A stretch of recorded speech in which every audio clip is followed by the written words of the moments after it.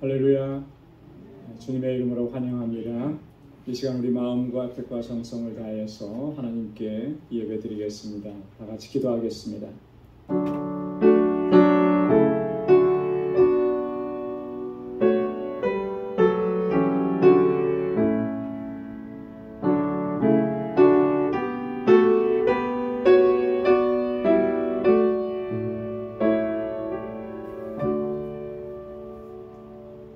여호와께 감사하며 그 이름을 불러 아뢰며 그 행사를 만민 중에 알게 할지어다. 그에게 노래하며 그를 찬양하며 그의 모든 기사를 말할지어다. 그 성호를 자랑하라. 무릇 여호와를 구하는 자는 마음이 즐거울지로다. 여호와와 그 능력을 구할지어다. 그 얼굴을 항상 구할지어다. 아멘. 은혜로우시고 자비하신 아버지 하나님, 오늘도 주님의 은혜 가운데 저희들을 지키고 보호해 주셨다가 이 저녁에 주님의 보좌 앞으로 다시 불러주시고 거룩하신 하나님을 경배하며 찬양하며 하나님께 예배드리게 하시니 감사합니다. 우리의 마음의 중심이 항상 주님을 향하게 하시고 날마다 주님을 사모하며 갈망하며 주의 임재 안에 거하는 삶이 되도록 도와주옵소서. 오늘도 연약한 몸으로 지치고 상한 심령으로 주님 앞에 나왔습니다. 하나님, 온전히 주님만을 예배할 수 있도록 성령께서 우리를 붙잡아 주시고 힘과 능력을 더하여 주옵소서. 주님의 주시는 은혜로 충만케 하옵시고 아버지 하나님, 우리의 예배를 받아주시며 주의 평강으로 덧입혀 주옵소서. 예수님의 이름으로 기원하옵나이다. 아멘. 전능하사 천지를 만드신 하나님 아버지를 내가 믿사오며 그 외아들 우리 주 예수 그리스도를 믿사오니 이는 성령으로 잉태하사 동정녀 마리아에게 나시고 본디오 빌라도에게 고난을 받으사 십자가에 못 박혀 죽으시고 장사한 지 사흘 만에 죽은 자 가운데서 다시 살아나시며 하늘에 오르사 전능하신 하나님 우편에 앉아 계시다가 저리로서 산 자와 죽은 자를 심판하러 오시리라. 성령을 믿사오며 거룩한 공예와 성도가 서로 교통하는 것과 죄를 사하여 주시는 것과 몸이 다시 사는 것과 영원히 사는 것을 믿사옵나이다. 아멘. 찬양으로 하나님께 영광 돌리겠습니다. 주 예수보다 더 귀한 것은 없네.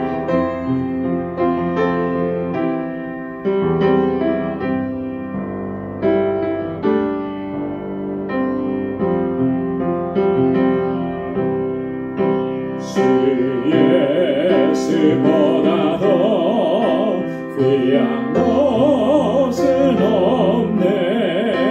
이 세상 무기와 바꿀 수 없네.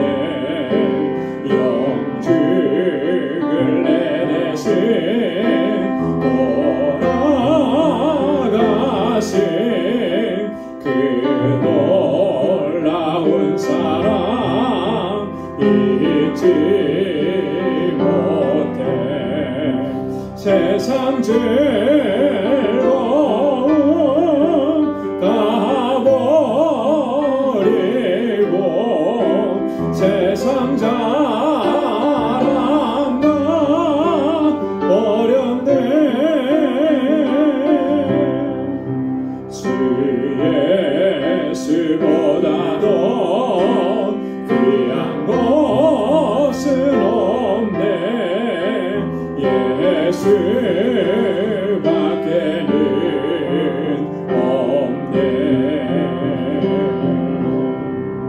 주 예수보다 더 귀한 것은 없네. 이 세상 명예와 바꿀 수 없네.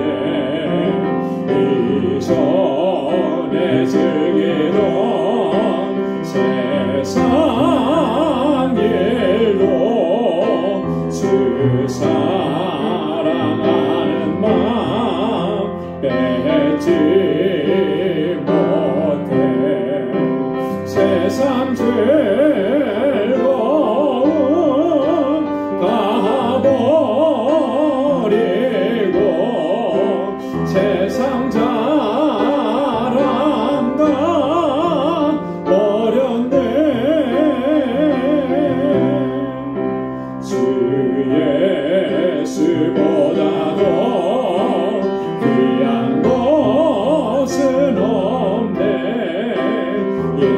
예수밖에는 없네. 주 예수보다도 귀한 것은 없네.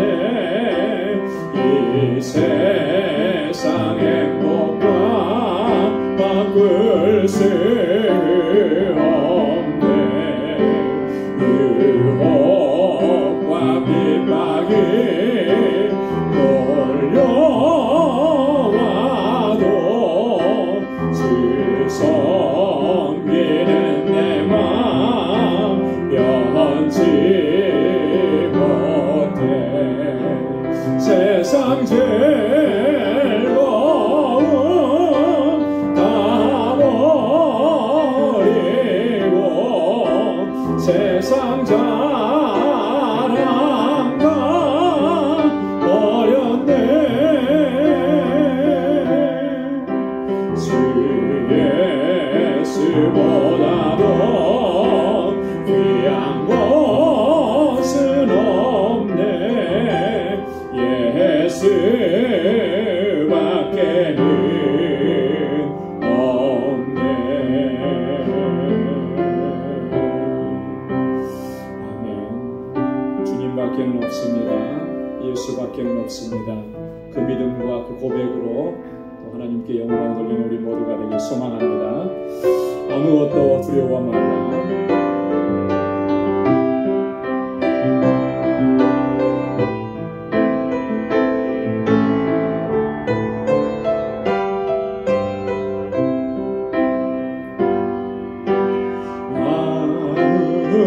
아무것도 두려워 말라.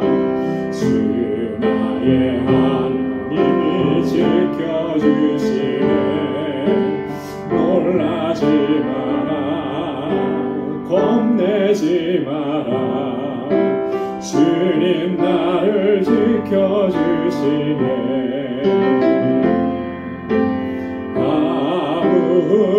아무것도 두려워 말라. 주 나의 하나님이 지켜주시네. 놀라지 마라.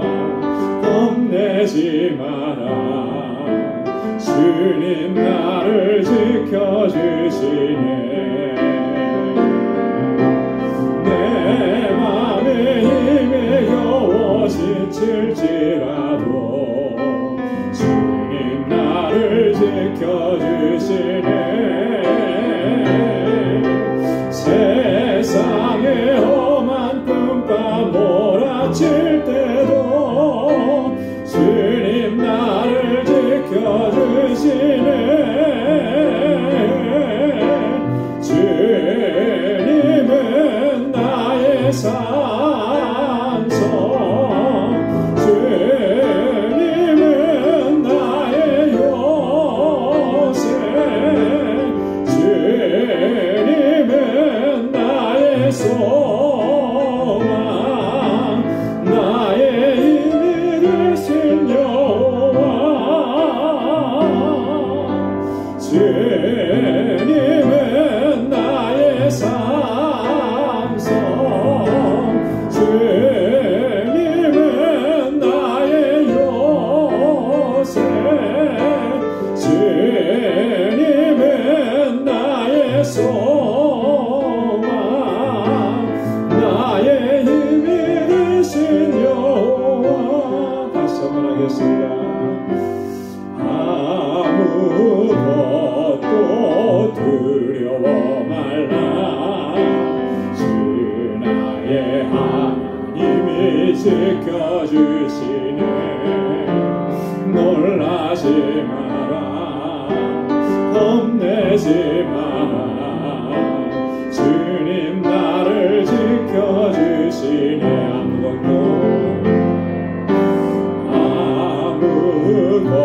아무것도 두려워 말라. 주 나의 하나님이 지켜주시네. 놀라지 마라. 겁내지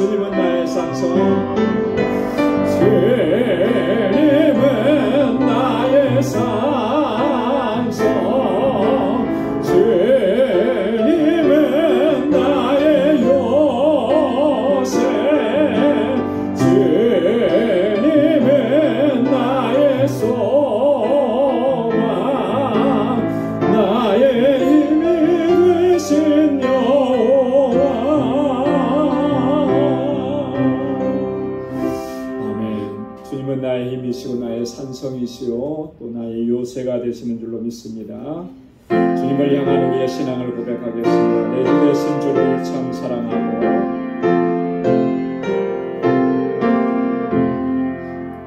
내 주 되신 주를 참 사랑하고 곧 그에게 죄를 다 고하리라.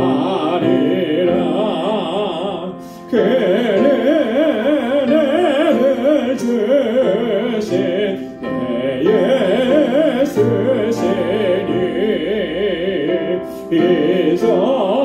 이전보다 더욱 사랑합니다. 주날 사랑하사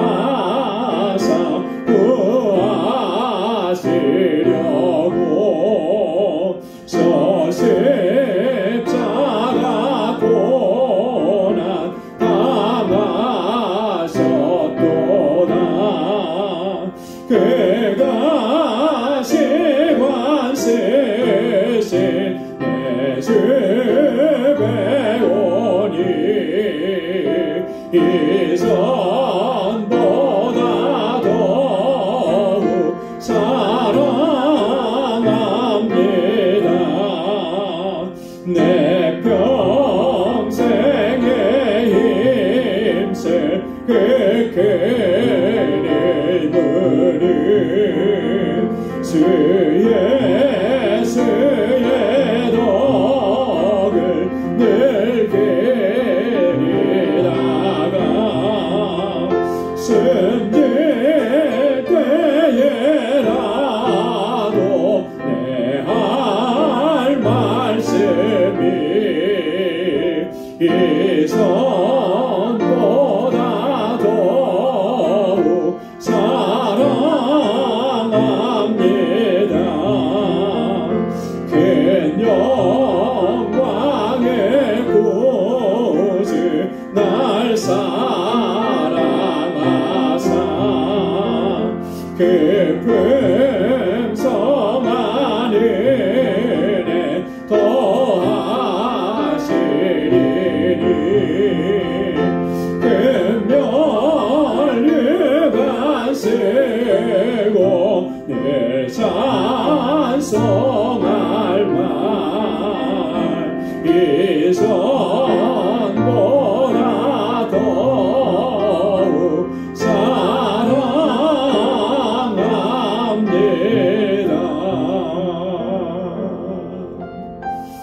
아멘. 이전보다 더욱 주님을 사랑하고 주님께 가까이 가는 우리 모두가 되기를 소망합니다. 이 시간 우리 다 같이 통성으로 함께 기도하겠습니다. 교회를 위해서 우리 교회에 주신 사명을 온전히 감당하는 우리 믿음의 공동체 되기를 위해서 사랑의 공동체 되기를 위해서 또 주님께서 세워주신 귀한 종들 능력으로 붙잡아 주시기 위해서 기도해 주시고 또 이곳에서 자라나는 우리 어린 신령들 우리 학생들 청년들 장년들 하나님 붙잡아 주시고 저들이 정말 믿음 안에서 견고하게 서서 하나님의 귀한 일꾼들이 다 되게 해달라고 또 우리 지체들을 위해서 환우들과 연로하신 분들과 또 가족의 구원을 놓고 기도하시는 분들을 위해서 우리 자녀손들을 위해서 함께 기도하겠습니다. 또한 우리 선교지를 위해서 알라메다 방주교회 건축을 위해서 우리 선교사님과 사역자들을 위해서 또 우리 세계 곳곳에서 복음을 전가하는 우리 선교사님들 또 우리의 떠나온 조국 또 우리가 살아가고 있는 이 땅 세계의 평화를 위해서 함께 기도해 주시고 또 특별히 오늘 이 시간 주님 앞에 가지고 나온 우리 간절한 기도의 제목을 함께 주님께 아뢰겠습니다. 다 같이 통성으로 기도하겠습니다. 은혜가 풍성하신 아버지 자비하신 하나님 감사합니다. 아버지 하나님 오늘도 주님의 은혜로 살게 하시고 이렇게 주님을 경배하고 찬양하게 주님의 보좌 앞으로 불러주시니 감사합니다. 날마다 은혜 가운데로 불러주시는 그 하나님의 놀라우신 은혜의 손길을 기억하며 늘 주님을 찬양하며 감사하며 감격 가운데 하나님께 영광 돌리는 삶을 살아갈 수 있는 저희들 되게 하여 주옵소서. 아버지 하나님 저희들 연약하여서 자주 넘어지고 쓰러지고 아버지의 뜻대로 행하지 못했던 연약함과 아버지 불순종의 죄악들이 있습니다. 이 시간 주님 앞에 고백하오니 주님 용서하여 주옵시고 주의 보혈로 저희들을 정결하게 씻어 주옵소서. 아버지 하나님 우리를 불쌍히 여겨 주옵소서. 주님의 긍휼과 자비를 베풀어 주옵소서. 오늘도 은혜로 충만하게 하시고 주의 권능의 장중에 붙들어 주옵시고 하나님의 백성답게 살아가기에 부족함이 없도록 인도하여 주옵소서. 이 시간 저희들의 마음을 같이하고 뜻을 같이하여서 하나님 앞에 간구하고 기도합니다. 주님께서 세워주신 우리 방주재단과 아버지 우리 모든 믿음의 권속들을 위해서 기도합니다. 아버지 하나님 이 재단이 정말 아버지 하나님 마음과 뜻을 같이하여서 하나님을 섬기며 주님께서 우리에게 명하신 사명을 온전히 감당하는 귀한 믿음의 공동체가 되게 하여 주옵소서. 아버지 하나님 이 일을 위해서 세우신 하나님의 귀한 종들, 기름 부어 세우신 우리 장로님들과 안수집사님들과 권사님들과 우리 여러 재직들과 각 기관들마다 세워주신 신실한 주의 종들에게 하나님 권능으로 역사하여 주옵시고 저희에게 큰 믿음을 허락하여 주셔서 믿음으로 행케 하여 주옵시고 오늘 성령의 충만함을 더하여 주옵소서. 아버지 앞에 언제나 충성스러운 종으로 설 수 있게 하여 주시고 그 눈물과 기도와 땀이 헛되지 아니하여서 아버지 하나님 이 재단이 아름답게 세워져 가도록 도와주시고 세상을 향하여서 하나님 구원의 방주로서의 사명을 온전히 감당하게 도와주시옵소서. 아버지 하나님 이곳에서 자라나는 우리 어린 신령들과 학생들 우리 청년들을 주님으로 잡아 주옵소서. 저들을 아버지 하나님 말씀으로 양육할 귀한 종을 속히 보내어 주옵소서. 아버지 하나님 저들이 하나님의 말씀으로 잘 양육받아서 이 세대 가운데 하나님께서 귀하게 사용하시는 일꾼들이 다 될 수 있도록 은혜 베풀어 주시고 아버지 이를 위해서 수고하는 모든 교사들에게 하나님의 능력과 권능으로 함께하여 주시옵소서. 우리 사랑하는 권속들 가운데 하나님 여러가지 힘들고 어렵고 고통스러운 상황 속에서 하나님 아버지 주님 앞에 하나님 눈물로 호소하며 간구하는 주의 종들을 그 간절한 기도마다 주님 선하신 응답을 허락하여 주옵소서. 하늘의 위로로 아버지 하는 죄를 붙잡아 주시고 주님께 대한 소망을 잃지 않도록 도와주시고 언제나 믿음으로 나아가도록 인도하여 주옵소서. 아버지 하나님 광야와 같은 삶 속에서도 하나님 주님의 내려주시는 날마다 내려주시는 그 만나와 매출하게 은혜가 끊이지 않도록 도와주셔서 하나님 늘 주님 안에 소망을 가지고 믿음으로 승리케 하여 주옵소서. 아버지 육신의 연약함으로 아버지 하나님 주님 앞에 부르짖습니다. 주님의 손으로 만져주시고 치료하여 주옵소서. 세상에 소망을 두지 아니하고 오직 주님께 소망을 들고 믿음으로 살아가는 주의 권속들 되게 하시고 아버지 하나님 주님 앞에 간절하게 간구하고 기도하는 그 마음의 소원과 기도의 제목마다 하나님 선하신 응답을 허락하여 주옵소서. 지금도 세계 곳곳에 주의 복음을 증거하는 선교사님들 눈동자와 같이 지켜주시고 우리 알라메다 방주교회 하나님 견고하게 세워주시며 아버지 건축하는 모든 일들이 아버지 은혜 가운데 순조롭게 잘 진행될 수 있게 하시고 우리 정득수 선교사님과 사모님 그리고 아버지 그곳에 함께 살아가는 모든 주의 종들에게 하나님 은혜와 긍휼과 자비를 베풀어 주옵소서. 우리의 떠나온 조국을 불쌍히 여겨주시고 아버지 하나님 주의 백성들과 주님의 몸된 교회 하나님의 종들이 일어서서 나라 민족을 바르게 이끌어갈 수 있도록 도와주옵소서. 우리가 살아가고 있는 이 땅에 하나님 주님의 참된 평강이 임하도록 도와주시고 아버지 하나님 주의 백성들이 일어서서 하나님을 바르게 섬기며 이 아버지 세대 가운데 이 세대를 바르게 인도해 갈 수 있도록 도와주옵소서. 오늘도 주님 앞에 간절한 제목을 가지고 기도하며 간구한 주의 종들의 기도마다 선하신 주의 응답을 허락해 주시고 하나님의 임재 가운데 승리의 삶으로 하나님께 영광 돌리는 주의 백성들 되게 하여 주옵소서. 하나님 오늘도 말씀하여 주시고 그 말씀으로 우리를 새롭게 하여 주옵소서. 감사합니다. 모든 영광 주님께 올려드립니다. 예수님의 이름으로 간절히 기도드리옵나이다. 아멘. 할렐루야. 선하신 응답을 허락해 주실 줄로 믿습니다. 이제 우리 하나님의 말씀을 같이 묵상하도록 하겠습니다. 오늘 묵상할 하나님 말씀은 로마서 제15장 1절에서 13절까지 말씀입니다. 로마서 제15장 1절에서 13절 우리 한 절씩 교독하겠습니다. 제가 먼저 1절 읽겠습니다. 우리 강한 자가 마땅히 연약한 자의 약점을 담당하고 자기를 기쁘게 하지 아니할 것이라.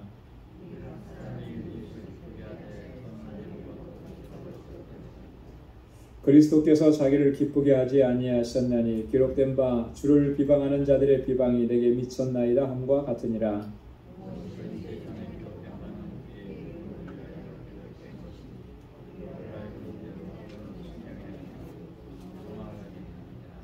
이제 인내와 안위의 하나님이 너희로 그리스도 예수를 본받아 서로 뜻이 같게 하여 주사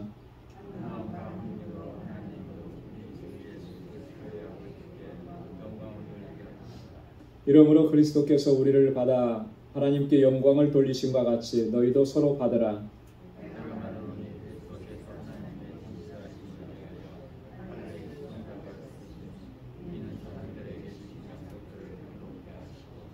이방인으로 그 긍휼하심을 인하여 하나님께 영광을 돌리게 하려 하심이라. 기록된 바 이름으로 내가 열방 중에서 주께 감사하고 주의 이름을 찬송하리로다 함과 같으니라.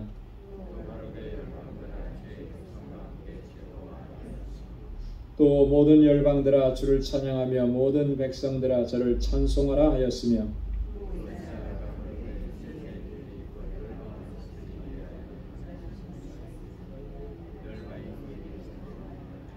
다 함께요. 소망의 하나님이 모든 기쁨과 평강을 믿음 안에서 너희에게 충만케 하사 성령의 능력으로 소망이 넘치게 하시기를 원하노라. 아멘. 오늘 로마서 15장 1절부터 13절까지 말씀 함께 봉독했는데요. 오늘 이 함께 봉독한 본문의 말씀은 14장에서 계속해서 이어지는 말씀입니다. 그래서 14장 1절에서부터 오늘 봉독한 13절, 15장 13절까지는 한 가지 주제를 가지고 계속해서 바울이 지금 이어오고 있는 것입니다. 그 한 가지 주제라는 게 뭐냐면 교회의 하나됨이라고 하는 거죠. 교회의 화합이라고 하는 거예요. 이 교회의 화합을 위해서, 하나됨을 위해서 소위 내가 믿음이 좋다, 믿음이 크다 이런 사람들이 믿음이 연약하다라고 하는 사람을 어떻게 대해야 하느냐라고 하는 것입니다. 믿음이 좋다, 믿음이 크다, 신앙의 연륜이 내가 깊다 이것을 자랑만 할 것이 아니라 그에 대한 책임이죠. 내가 이만큼 믿음이 좋다라고 생각된다면 믿음이 연약한 사람들을 내가 어떻게 섬기고 어떻게 바로 세워줘야 할 것이냐, 이 책임의식을 가지고 그와 같은 사명을 감당할 때 교회가 평안해진다고 하는 것이죠. 그렇지 못하면 계속해서 교회는 분쟁을 일으킬 수밖에 없다라고 합니다. 그러면 교회가 나누어지고, 교회가 나눠진다라고 하는 것은 그리스도의 몸이 찢긴다라고 하는 것인데 이것 또한 하나님 앞에서 큰 죄라고 하는 것이죠. 그런데 오늘 이 본문의 말씀은 이런 분쟁 해결을 위해서 바울이 여러 가지로 또 이렇게 권고하고 권면하는데 그 결론에 해당하는 그런 부분입니다. 그래서 이 교회의 화합과 일치를 위해서 바울이 실제적인 그리고 본질적인 권고를 본문을 통해서 하고 있는 걸 봐요. 그 중심에는 뭐가 있냐면 너희는 그리스도를 본받아야 된다라고 하는 거예요. 그리스도를 본받아야 돼. 우리의 모든 신앙의 삶이 그리스도를 본받는 삶이 되어야 되는데, 특별히 교회의 하나됨을 위해서는 그리스도께서 어떻게 하셨는지를 너희가 정말 제대로 알고 또 주님께서 하셨던 것처럼 너희도 그렇게 해야 된다라고 하는 것이 중심 주제입니다. 그리고 또 하나는 이 유대인 크리스찬들이 알게 모르게 이방인 크리스찬들을 좀 무시하고 멸시하는 그런 경향이 있었는데, 구약 성경을 통해서 쭉 보면 하나님의 구원하심의 역사는 유대인들에게만 해당된 것이 아니다라고 하는 것을 구약 성경을 인용해 가면서 증거해요. 이미 구약 시대 때부터 하나님께서는 열방을 구원하시려고 하는 그 계획을 세우셨고 또 그것을 끊임없이 증거해 주셨다라고 하는 것, 그것을 바울이 설명을 합니다. 그러면서 서로 하나 될 것을 권면하는 것이죠. 자, 오늘 본문의 구조는 1절부터 7절까지 첫 번째 단락입니다. 연약한 자의 약점을 담당해야 한다라고 하는 거예요. 두 번째는 8절부터 13절까지는 이방인으로 하여금 하나님께 영광 돌리게 하셨다. 이방인의 구원에 대한 이야기를 우리 여기서 집중적으로 이야기합니다. 자, 그럼 먼저 우리 13절 첫 번째 부분부터 보겠습니다. 연약한 자의 약점을 담당하라 이렇게 바울이 권고했는데 1절부터 3절까지는요. 이 성도의 간에 분쟁이 없이 화합을 위해서 우리가 어떻게 해야 할 것이냐라고 하는 실제적인 권면을 바울이 지금 세 가지로 하고 있습니다. 1절에서는 그렇게 얘기했죠. 강한 자가 마땅히 연약한 자의 약점을 감당해야 한다. 여러분, 이것은 우리가요 우리 신앙생활을 오래 하면 할수록 또 신앙의 연륜이 깊어지면 깊어질수록 우리가 정말 마음에 깊이 새겨야 하는 그런 중요한 주제입니다. 왜냐하면 공동체 안에는 이렇게 연약한 지체들이 많이 있기 때문에, 그리고 새로이 믿음 생활을 하면서 아직도 연약한 그런 성도들이 계속해서 존재하기 때문에 그 신앙의 연륜이 깊은 이런 지체들은요, 이 말씀을 꼭 새기고 또 그들의 연약한 부분들을 내가 감당해 줘야 된다라고 하는 이런 어떤 철저한 사명감이 우리에게 있어야 된다라고. 그래서 바울은 지금 여기서 그렇게 얘기하는 거예요. 믿음이 강한 자들에게 더욱더 책임 있는 행동을 바울이 지금 요청하고 있는 것입니다. 여기에 보면 마땅히라 그랬습니다. 우리 강한 자가 마땅히 연약한 자의 약점을 담당하고 마땅히. 여러분, 이 마땅히라고 하는 말은 반드시 그렇게 해야 된다라고 하는 거잖아요. 그죠? 반드시 그렇게 해야 된다. 근데 이게 헬라어 원어에 보면 빚을 졌다라고 하는 그런 의미. 여러분, 빚을 지면은 그거 어떻게 해야 됩니까? 마땅히 갚아야 되는 거죠. 반드시. 그죠? 빚진 거는 반드시 갚아야 돼요. 내가 어떤 것을 빚지고 있다라고 하면 그것을 갚으려고 또 책임을 다하고 의무를 다하는 것처럼 그렇게 마땅히 여겨야 된다라고 하는 것이 바울의 이 권고인 것입니다. 그 다음에 이 감당한다라고 하는 말이 있잖아요. 연약한 자의 약점을 감당한다. 여러분들, 이 감당한다라고 하는 이 말의 본래 그 원뜻을 보면 굉장히 도전적인 겁니다. 여러분, 우리가 무엇을 감당한다라고 했을 때 그것을 감당하는 것은 희생을 요구하는 거죠. 그죠? 내가 어떤 누가 해야 될 일들을 도와줘야 하는 일을 감당한다 그러면 거기에는 어떤 자기 희생이 따르는 거예요. 자, 그런데 이 희생이 어떤 희생이냐라고 하면은 이런 거예요. 무거운 것을 진다라고 하는 의미인데요. 감당한다라고 하는 말은 이 단어가 어디에도 사용이 되었냐면 십자가를 진다라고 하는 표현에도 이 단어가 사용이 된 거예요. 감당한다라고 하는 거예요. 자, 그러면 십자가를 지는 것과 같은 그런 마음과 그런 자세로 이런 일들을 감당해야 된다라고. 여러분, 십자가를 지는 것은 우리가 주님께서도 말씀하셨잖아요. 자기 십자가를 지고 나를 쫓을 것이니라 했는데 그 십자가의 무게를 우리는 굉장히 좀 이렇게 가볍게 생각을 하는 경향이 있습니다. 십자가를 지고 주님을 따른다라고 하는 것을 우리가 얼마만큼 깊게, 얼마만큼 무겁게 받아들이고 있는지는 잘 모르겠어요. 근데 실제로 십자가를 지는 것만큼 우리가 그렇게 무겁게 받아들이는가? 주님께서 지셨던 그 십자가의 무게, 그 고통, 우리가 그것을 생각한다면 십자가를 진다라고 하는 것이 얼마나 힘들고 고통스럽고 아픈 것인가, 괴롭고 무거운 것인지는 충분히 짐작할 수가 있는 것이죠. 그와 마찬가지로 우리가 강한 자가 마땅히 연약한 자의 약점을 감당할 때 그렇게 감당을 해야 한다라고 하는 것이 오늘 바울의 권고예요. 여러분, 연약한 사람이 있다 그래서 그걸 들추어내고 그것을 비방거리로 삼고 그걸 가십거리로 삼고, 여러분, 이렇게 되면 더 아픈 상처만을 남겨주게 되는 거예요. 그런 공동체는요, 하나가 될 수가 없습니다. 하나님께 영광을 돌릴 수가 없는 거예요. 그것은요, 내가 감당해야 되는 거예요. 소위 말해서 우리가 직분자라고 하고 믿음이 좋다라고 생각하고 나는 신앙의 연륜이 깊다라고 생각하는, 이 교회에서 내가 오래도록 섬겼다라고 이렇게 생각하는 사람들이라면 여러분, 이것은 우리가 감당해야 될 몫이라는 것, 십자가를 지는 것처럼 그렇게 감당해 나갈 때 그 연약한 지체가 세움을 입고 강건하게 되고 함께 영광을 돌리게 되는 줄로 믿습니다. 그래서 바울이 첫 번째로 권고하는 게 이거예요. 우리 강한 자가 마땅히 연약한 자의 약점을 감당해야 한다.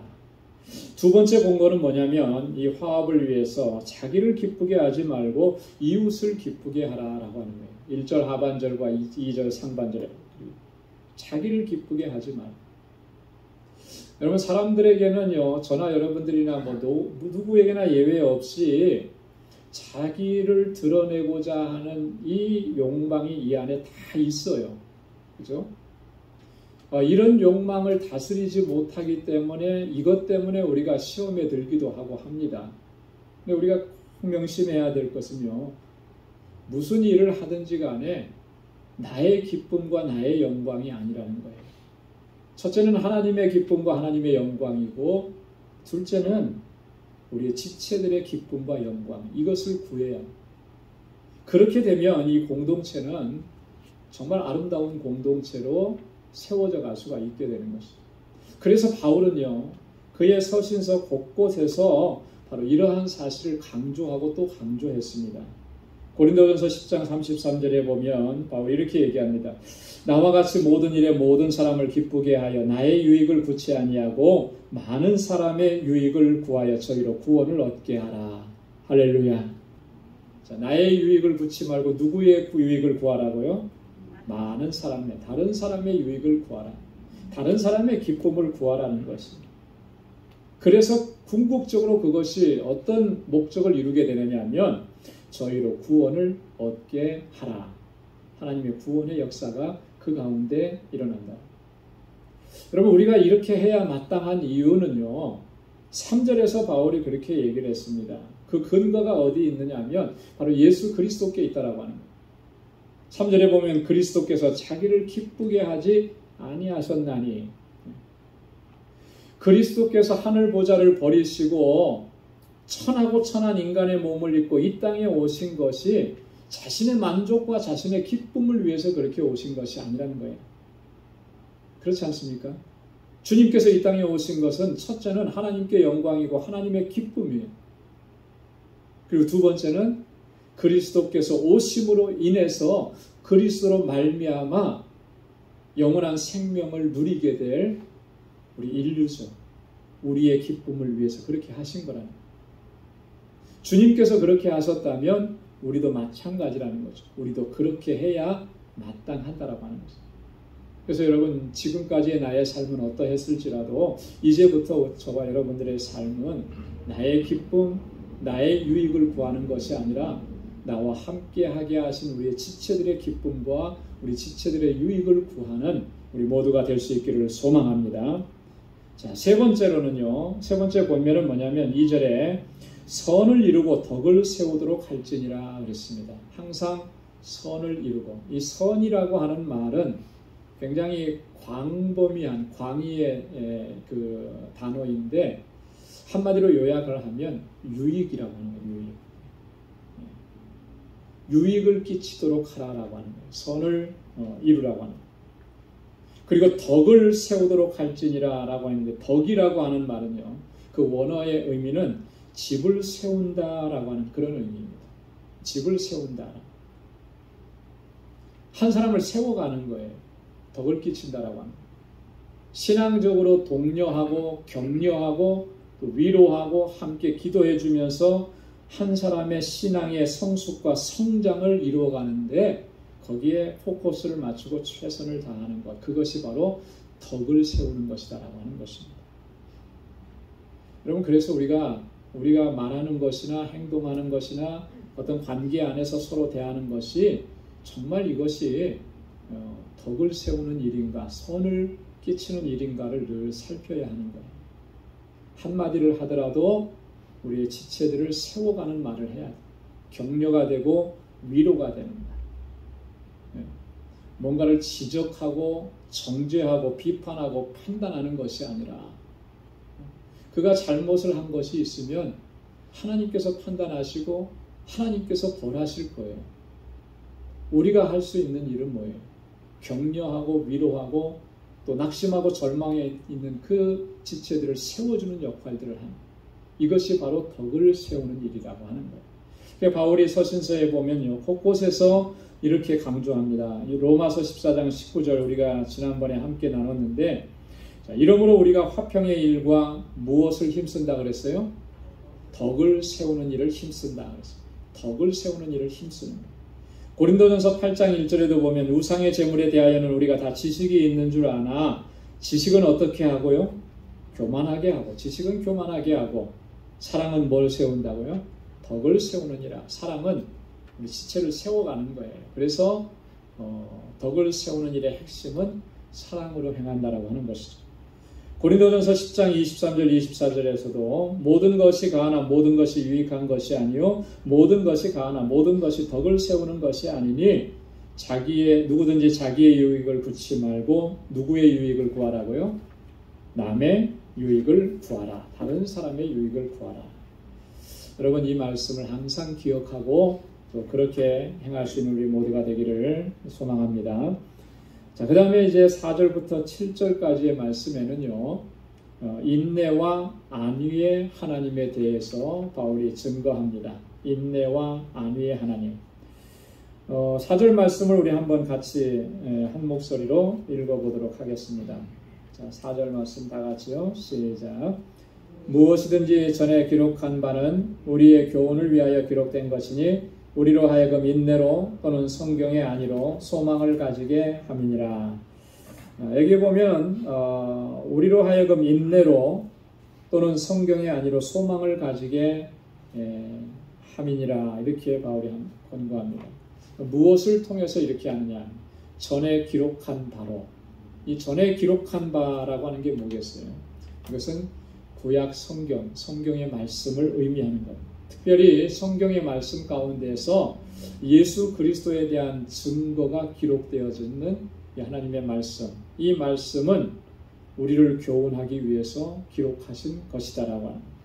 우리로 하여금 인내로서 또는 성경의 안위로서 우리를 소망을 가지는, 소망 안에 거하는 그런 삶을 살아가도록 기록해 주신 말씀이라고 하는. 여러분 성경의 교훈은 항상 우리에게 이처럼 인내하게 하시는 거예요. 또 안위함을 얻게 합니다. 그래서 하나님께서 주시는 그 소망을 누리게 하는 거예요. 성경에 기록되어 있는 하나님의 말씀, 특별히 예수 그리스도에 대한 증거를 우리가 소중하게 여겨야 하는 이유가 바로 여기에 있는 것입니다. 하나님의 말씀을 붙잡고 그리스도에 대한 증거를 붙잡고 살아갈 때 우리가 세상을 이겨내고 견디어낼 수 있는 힘을 얻게 되는 것이죠. 인내할 수 있게 하는 것입니다. 또 위로함을 얻는 것입니다. 성경을 통해서 하나님의 말씀을 통해서 위로함을 얻고 또 하나님의 이 말씀을 통해서 우리가 소망을 가지게 된다라고 하는 것입니다. 바울이 이 사실을 증거하면서 5절부터 7절까지는 바울의 그 기도와 또 로마 교회 성도들을 향한 권고의 말씀을 이렇게 얘기합니다. 자, 5절 말씀에 보면 인내와 안위의 하나님이 너희로 그리스도 예수를 본받아 서로 뜻이 같게 하여 주기를 원한다. 이렇게 바울이 이야기합니다. 바울이 원하는 것은 뭐냐면 하나님께서, 이 하나님은 어떤 하나님이시냐면 인내와 안위의 하나님께서 우리로 하여금 예수 그리스도를 본받아서 서로 뜻이 같게 해주기를 그렇게 원한다. 여러분 그리스도를 본받는 삶이 될 때에 서로 뜻이 같아지고 마음을 같이 할 수가 있게 되는 것입니다. 우리 신앙생활의 가장 핵심적이고 중요한 요소는 그리스도를 본받으려고 하는 것이죠. 그래서 그리스도께서 무엇을 말씀하셨는지, 무엇을 명하셨는지, 그리고 그리스도께서 어떠한 삶을 살아가셨는지 우리가 거기에 집중하고 그리스도의 삶과 그리스도의 말씀을 따라서 살려고 힘쓰는 것, 그것이 신앙의 바른 모습인 것입니다. 이렇게 그리스도를 본받아 살아갈 때에 우리가 서로 뜻이 같아지고 함께 행할 수가 있습니다. 여러분이 본받는 것이 하나입니까? 그죠? 한 곳을 향해서 나아가니까 당연히 그 지체들은 하나가 될 수가 있는 것이죠. 그리스도를 바라보면서도 또 다른 자신의 야망과 꿈을 그 속에 담아두게 되면 뜻이 하나가 될 수가 없는 거예요. 한 마음과 한 뜻으로 그리스도를 바라보면 그 공동체가 정말 하나 되어서 바르게 나아갈 수가 있다라고 하는 것입니다. 그래서 이 그리스도를 본받는 것이 너무나 중요하고요. 또 그렇게 해서 한 마음과 한 뜻이 되는 것이 너무나 중요한 것입니다. 우리 이 공동체가 정말 하나님의 뜻을 온전히 이루어갈 수 있으려면 정말 이런 마음과 뜻을 합하는 것이 가장 우선시 되어야 하는 것입니다. 그렇게 할 수 있기 위해서는 우리 한 사람 한 사람이 주님을 본받는 그런 삶으로 나아가야 하는 것입니다. 그래서 토마스 아켐피스라고 하는 분이 그리스도를 본받아라고 하는 책을 썼잖아요. 우리 신앙의 고전인데 여러분 이 책은 우리가 꼭 읽어봐야 돼요. 그리스도를 본받는다는 것이 무엇인가? 어떻게 하는 것이 그리스도를 본받는 것인가? 이 말씀을 통해서 이 책을 통해서 우리가 많이 도전을 받을 수가 있습니다. 정말 우리가 신앙생활 한다고 하면서도 주님을 본받으려고 하지 않는다면, 그렇게 힘쓰지 않고 있다면, 여러분 우리가 신앙생활하는 것이 믿음으로 살아왔다고 지금까지 자랑스럽게 여겼던 것이 과연 하나님 앞에서 하나님께서 얼마나 기뻐하시는 모습이 될 수 있을까라고 합니다. 비록 우리가 불완전하고 비록 우리가 부족한 것이 많아도 우리의 마음의 중심은요 항상 주님을 닮아가려고 해야 돼요.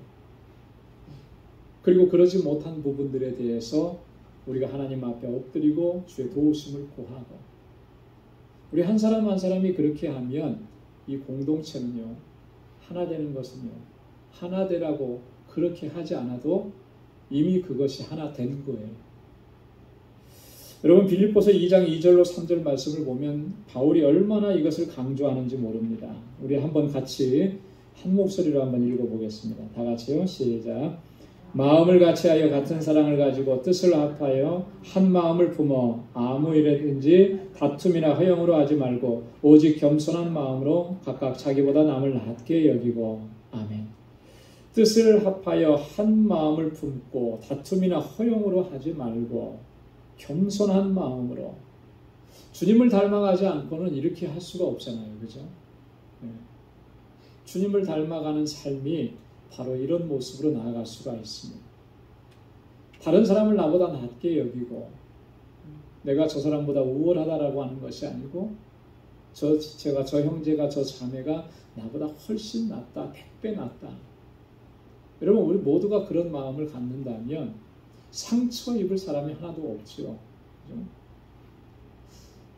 그러면요 우리가 그런 사람들이 모인 공동체는 이미 이곳에서 천국을 경험하는 것이다. 천국을 맛보고 있다. 이렇게 말해도 과언이 아닐 것입니다. 우리 방주교회가 정말 진정으로 그런 공동체가 되기를 소망합니다. 자, 6절에 보면 한 마음과 한 입으로 아버지께 영광을 돌리게 하려 하노라 그랬습니다. 한 마음과 한 입으로. 한 마음이라고 하는 것은요 내적인 신앙의 동질성을 의미합니다. 그래서 마음에 품은 생각이 같은 거예요. 한 입으로라고 하는 것은요 외적인 신앙 고백적 삶이 같은 거예요. 그래서 말하는 것뿐만 아니라 행동하는 것이 일치되는 거죠. 획일적이다라고 하는 그런 말이 아니고 하나님의 뜻을 쫓아서 동일한 삶의 방식으로 나아간다라고 합니다.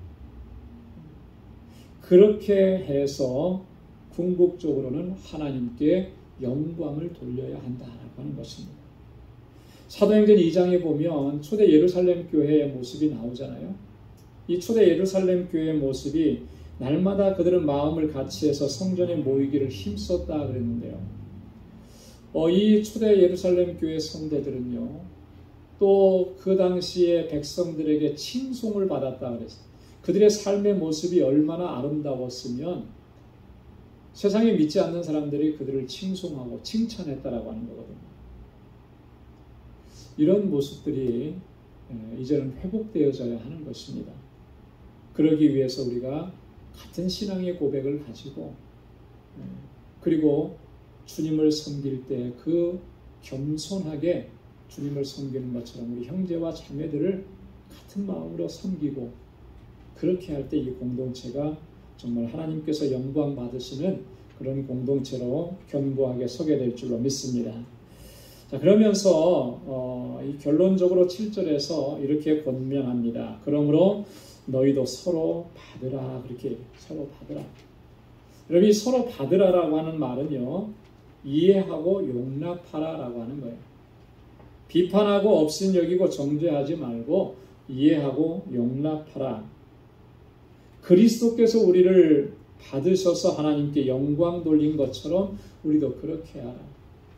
여러분, 그리스도께서 우리의 연약함, 우리의 허물, 우리의 죄악 이런 것들이 있음에도 불구하고 우리를 받아주셨잖아요. 그죠? 우리를 받아주심으로 우리가 하나님의 거룩한 백성이 되고 우리 한 사람 한 사람이 하나님의 거룩한 백성이 되었을 때 하나님께서 영광을 받으시는 거예요. 주님께서 우리에게 그렇게 하신 것처럼 이제 우리 지체들 간에는 서로 그렇게 해야 한다라고 하는 거예요.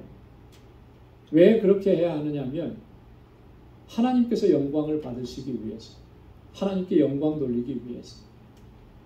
그래서 우리가 한 지체의 연약한 부분들을 감당하고 그를 이해하고 받아들이고 또 그런 모습을 볼 때 안타까워하면서 함께 기도해주고 이렇게 함으로 인해서 그 연약한 지체들이 세움을 입고 공동체가 하나가 되면 그러면 하나님께서 영광을 받으시는 거예요. 여러분, 다툼과 분쟁이 있는데 하나님의 영광이 되겠습니까? 미워하고 질투하고 시기하고 이러는데 하나님께서 영광을 받으시겠나요?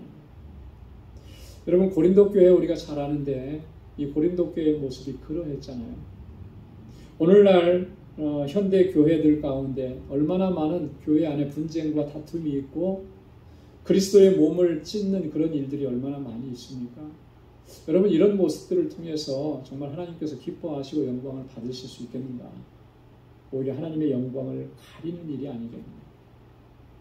여러분, 궁극적인 목적은 하나님께서 영광을 받으시도록입니다. 그래서 우리가 우리의 지체들을 정말로 마음을 다해서 섬기고 또 그렇게 이해하고 용납하고 그래서 그렇게 마음과 뜻을 같이 해서 하나님의 뜻을 이루어가는 우리 광주 공동체 되기를 소망합니다.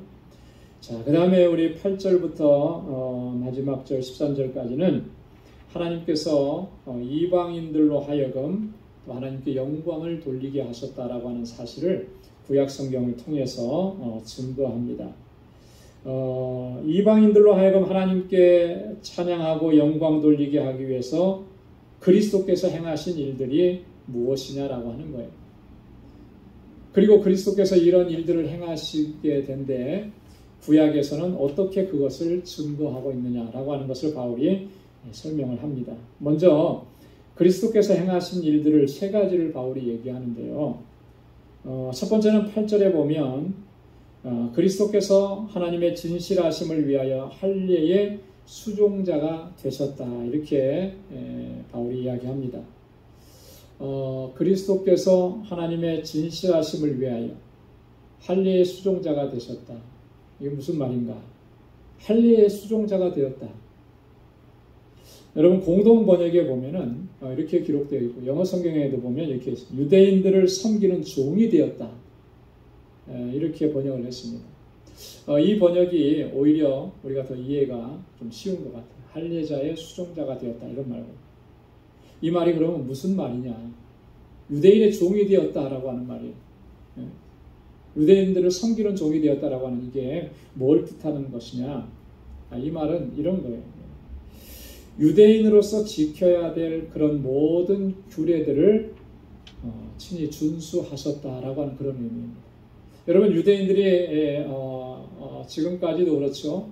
성경에서 규례와 법도 또 이렇게 정해놓은 것입니다. 유대인이라면 반드시 지켜야 하는 그런 규례들이 있어요. 대표적인 것이 할례겠죠. 할례. 이러한 것들을 주님께서는 다 준수하시고 지키셨다. 왜 그렇게 하셨는가? 하나님의 구원 역사에 하나님께서는 순종하시고, 그래서 하나님의 진실하심을 위하여라고 했잖아요. 하나님의 뜻하신 그 계획을 성취하기 위하여 그런 의미입니다. 하나님께서 뜻하신 일들이 뭐예요? 인류를 구원하시는 일이잖아요.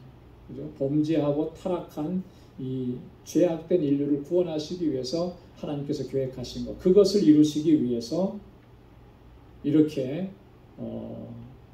율법의 규례들을 친히 다 지키셨다. 여러분 누가복음 2장에 보면 우리가 새벽기도 때 말씀을 또 묵상을 했는데요. 예수님은 태어난 지 8일 만에 할례를 받으셨다 이렇게 기록했습니다.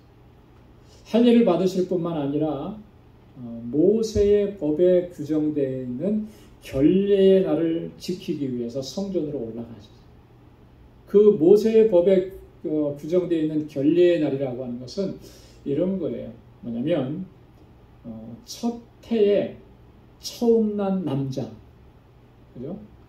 여인이 잉태하여서 자녀를 낳았는데 첫 번째로 낳은 자녀인데 첫 번째 남자는 반드시 하나님께 바쳐져야만 했습니다.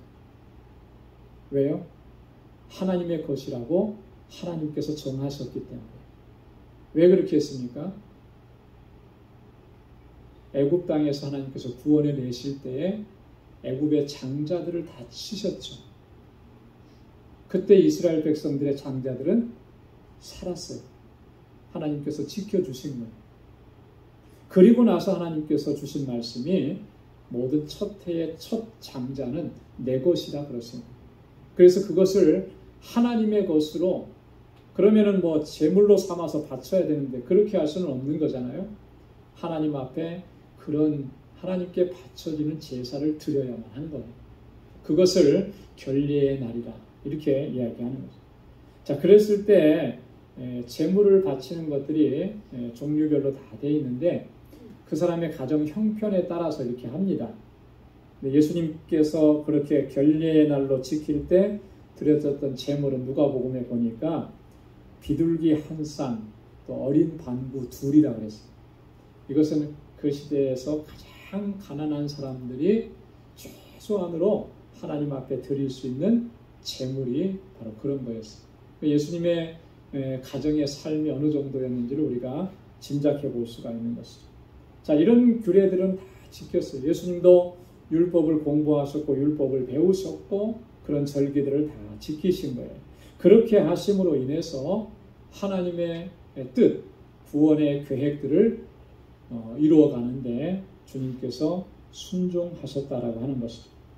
자, 두 번째로는 8절에 또 이어서 보니까 이는 조상들에게 주신 약속들을 견고케 하신 것이다 이렇게 말씀합니다.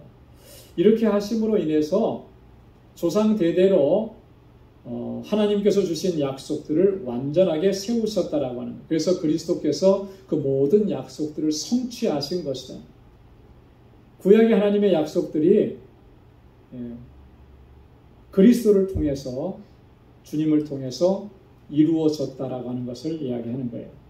자, 그리고 9절 말씀에 보면 이방인으로 그 긍휼하심을 인하여 하나님께 영광을 돌리게 하셨다 이렇게 얘기합니다. 유대인의 구원뿐만 아니라 이방인의 구원도 주님께서 친히 이루셨다라고 하는 거예요.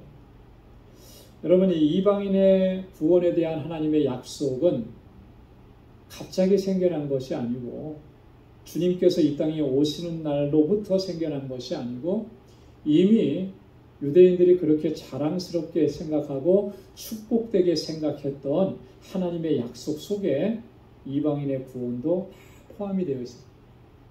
유대인들은 그것을 애써 부정한 것뿐이에요.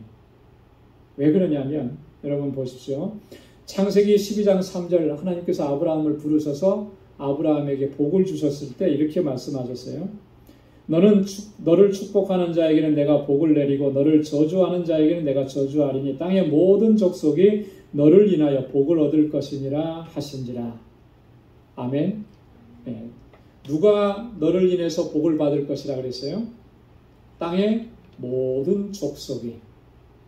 자, 땅의 모든 족속이라고 했습니다. 모든이라고 하는 말은 전부잖아요. 그죠? 예외가 없는 거예요. 그러니까 이스라엘 백성들, 아브라함의 후손들만 복받는 것이 아니라 아브라함으로 말미암아 땅의 모든 족속이 복을 받게 될 것이다. 이미 여기에서 이방인의 구원에 대한 하나님의 약속이 담겨져 있는 거예요. 자, 이사야 45장 22절에도 보면 땅끝의 모든 백성아 나를 앙망하라. 그리하면 구원을 얻으리라. 나는 하나님이라 다른 이가 없음이니라.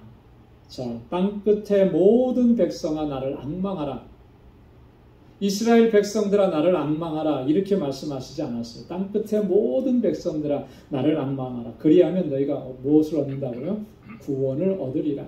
그러니까 이미 구약에 나타난 하나님의 약속 속에 이방인에 대한 구원에 대한 약속이 다 이렇게 담겨져 있는 거예요. 자, 그것을 그리스도께서 하나님의 뜻에 순종하심으로 성취하셨다라고 하는 것. 그것이 오늘 바울의 증거인 겁니다. 자, 그러니까 유대인들이라고 해서 이방인들을 바라보면서 무시하고 멸시해도 되느냐 하면 그럴 수 없는 것이 아닙니다. 내가 먼저 하나님의 택한 백성이 되었다. 이거 자랑할 만한 것이 못 된다라고 하는 거죠. 그래서 이 공동체 안에서는 결코 그런 일이 있어서는 안 될 것이다.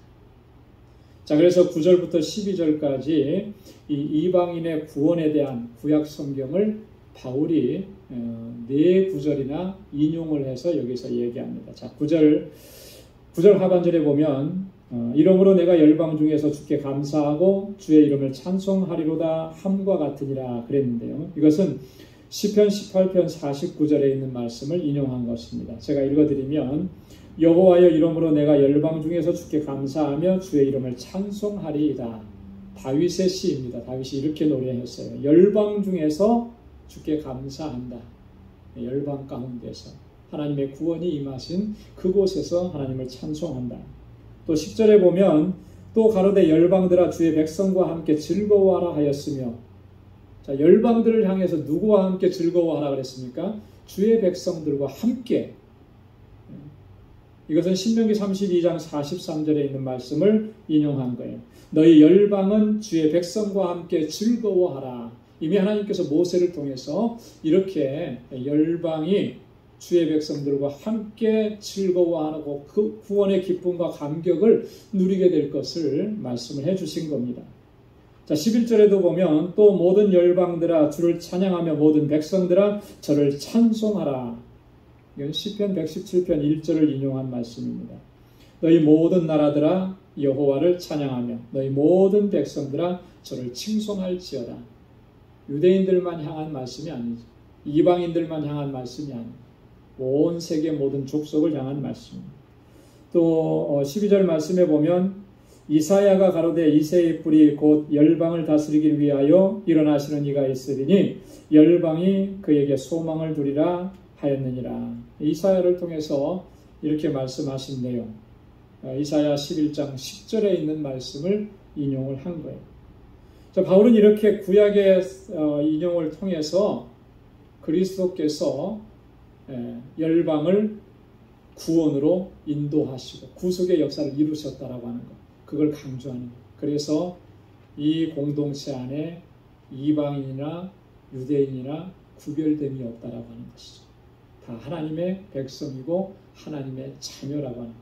그러므로 너희는 마음을 뜻을 같이 해서 한 마음이 되어서 하나님께 영광을 돌려야 된다라고 하는 것입니다. 자, 그리고 마지막으로 13절에서는 바울이 바울의 축도라고 해도 될 것 같아요. 이렇게 바울이 기도합니다. 13절 말씀 함께 같이 읽겠습니다. 소망의 하나님이 모든 기쁨과 평강을 믿음 안에서 너희에게 충만케 하사 성령의 능력으로 소망이 넘치게 하시기를 원하노라. 바울이 로마 교회 성도들을 위한 간절한 기도이기도 하고 또 저들이 그렇게 되기를 마음에 담아서 축복하면서 기도하는 내용이 바로 이런 거예요. 소망의 하나님께서 모든 기쁨과 평강을 너에게 충만케 하시기를 원한다. 너희 가운데 평강과 기쁨이 가득하기를 원한다. 그런데 이 평강과 기쁨이라고 하는 것이 무엇을 통해서 이루어지는가? 믿음 안에서 이루어진다. 믿음 안에서. 그리고 성령의 능력으로 이루어진다. 성령의 능력으로. 여러분, 그렇기 때문에 믿음으로 살아가는 사람들의 삶 속에는 하나님께서 이렇게 늘 평강과 기쁨이 가득한 삶이 되게 하시는 줄로 믿습니다. 믿음으로 사는 것이 중요하다라고. 하나님만이 우리에게 소망을 주실 수 있는 유일한 분이신 거예요. 하나님 안에 소망이 있고 우리의 소망의 근원은 하나님이신 거예요. 그 하나님께서 성령의 능력으로 우리 가운데 소망이 넘치게 하십니다. 그렇기 때문에 우리는 항상 성령의 충만함을 갈망해야 하는 것입니다. 왜냐하면 성령께서 능력으로 역사하셔야만 소망 안에서 살아가는 삶을 살 수가 있기 때문에. 여러분, 우리가 성령의 충만함을 구하는 것이 왜 그런 삶을 구하는 것이겠습니까? 세상에서 놀라운 역사를 이루고 기적을 행하고 이런 게 아니에요. 하나님께서 주시는 소망 안에서 견고하게 살아갈 수 있기 위해서 우리는 성령의 충만함을 간구해야 합니다. 바울이 로마 교회를 위해서 마지막으로 그들의 하나됨을 위해서 기도하는 것이 이런 것이었습니다.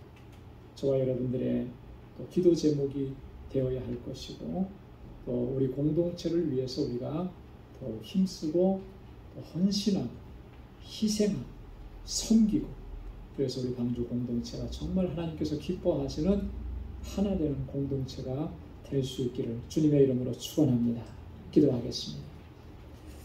하나님 아버지, 감사합니다. 오늘도 저희들을 사랑하셔서 하나님 이렇게 주님을 예배하게 하시고 하나님 귀한 말씀을 또 듣게 해주셔서 감사합니다. 오늘 주신 말씀이 우리의 가슴에 새겨지고 우리 일평생에 또 공동체 안에서 신앙생활할 때 우리의 삶의 기준이 될 수 있도록 도와주옵소서. 하나님, 우리 공동체 하나 되게 하심을 힘써 지켜나가는 우리 모든 지체들이 되게 하여 주옵시고, 특별히 우리 연약한 지체들의 그 연약한 부분들을 함께 짊어지고 나아가는 우리 모두가 되게 하여 주옵소서.